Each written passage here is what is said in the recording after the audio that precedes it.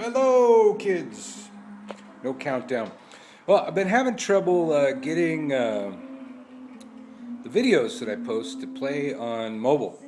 I don't know what it is. Sometimes I'll try them and they'll work. Sometimes they won't. But I've noticed that the ones that I make on my mobile will play on the mobile, and they don't lag. This camera's better than my computer for some reason. Yeah, so I'll make this little video here because I wanted to introduce y'all to.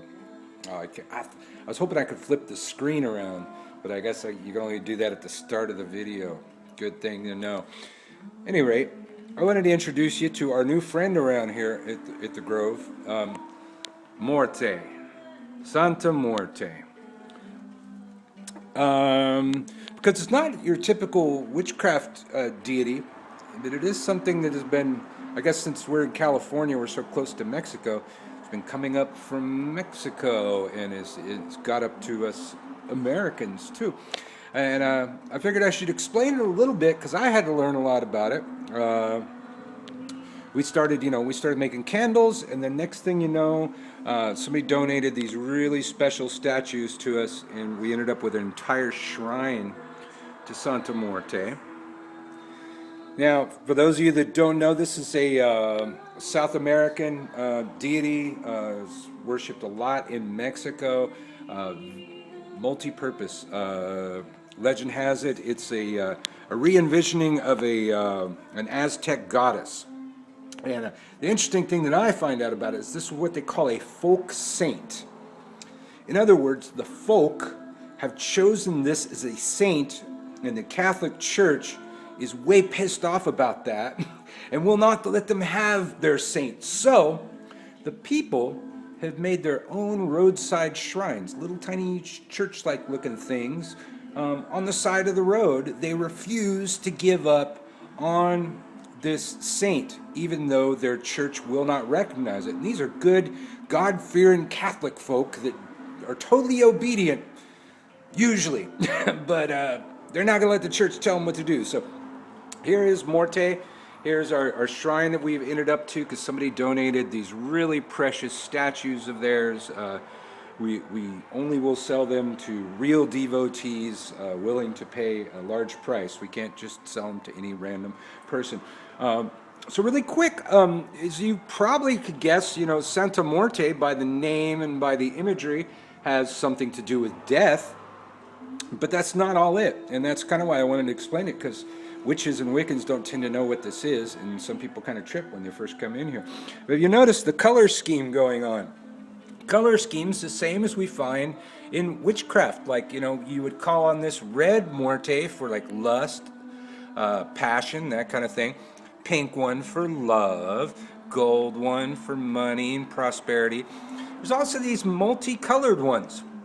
Multicolored ones for all kinds of things, and as you can see, they also dabble in wealth. All the different kinds. Gold, here's some multicolored ones. Here's another gold one. There's a green one. And the color scheme I found is the same that we have in your typical Wicca or witchcraft. Actually, the color scheme that we borrow, it comes from root work and hoodoos, where the different colored candles and stuff came in.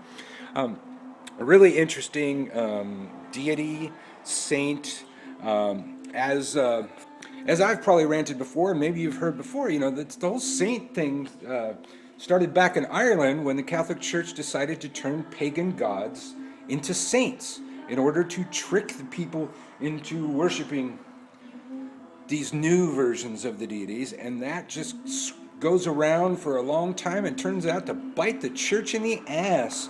And I've always loved how it bit the church in the ass, allowing good God-fearing Catholics in countries all over the world, most specifically we find in Italy and in Ireland.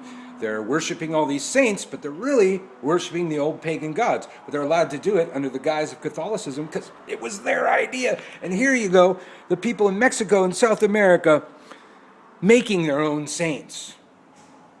That's a ballsy thing. I like that. Making their own saints and refusing to accept the Catholic Church's ability to decide what is saintly and what is not saintly. So here's Santa Muerte. I gave you, I talked about all of those, but then of course there is the black one. And as you might imagine from our perspective, the black one is for not good things sometimes.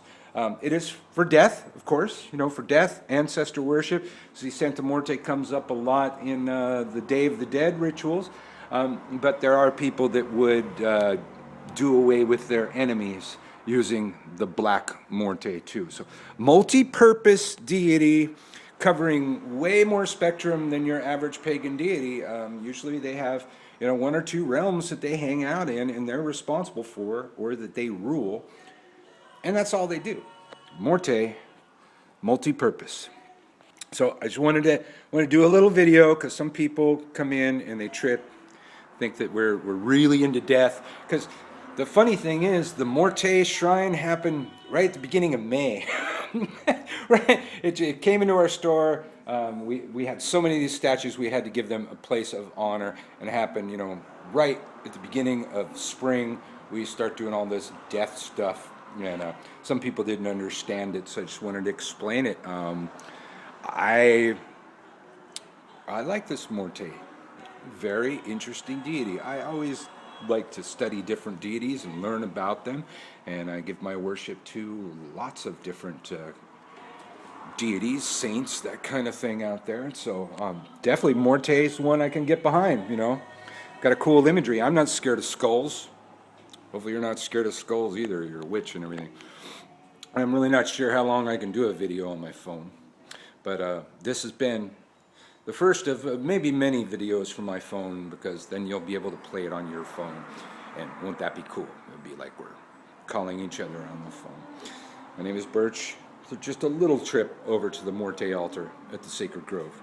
Thank you for tuning in. Merry meet, merry part, and merry meet again.